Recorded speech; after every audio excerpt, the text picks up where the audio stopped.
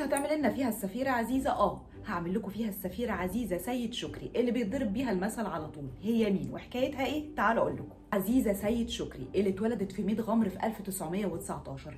ابوها الدكتور سيد شكري الطبيب المعروف علمها من وهي صغيره ان اهم حاجه هي خدمه الناس من غير مقابل، فتحملت المسؤوليه من وهي عندها 10 سنين لان امها كانت مريضه وكانت اكبر اخواتها الخمسه. 1938 ابوها اصر انها تكمل دراستها وتدخل الجامعه الامريكيه كمان في الوقت اللي كان فيه المجتمع بيرفض تعليم البنات. وبعد ما اتخرجت سنه 42 بدات تتطوع وتهتم بالاعمال الخيريه، وفي 1951 اتجوزت احمد حسين باشا، وبداوا هما الاثنين رحله الكفاح بانهم يتعرفوا على احوال الفلاحين ومشاكلهم وكمان يحاولوا يحلوها. قبل ثوره 52 بساعات سافرت مع جوزها جزر الكاريبي والمكسيك كخبيره اجتماعيه، وهناك ادت محاضرات كاول محاضره عربيه، لكن الموضوع كان صعب جدا ومش سهل خالص. الست دي وصفت ثوره 52 بانها اجمل مفاجاه حصلت، عشان كده رجعت هي وجوزها للقاهره، ولان زوجها احمد حسين باشا كان بيناضل وبيقف دايما جنب الفلاح المصري البسيط اتعين وزير للشؤون الاجتماعيه، وكمان كان قريب جدا هو والست عزيزه لعبد الناصر. سنه 54 سافرت عزيزه ضمن وفد مصر للامم المتحده،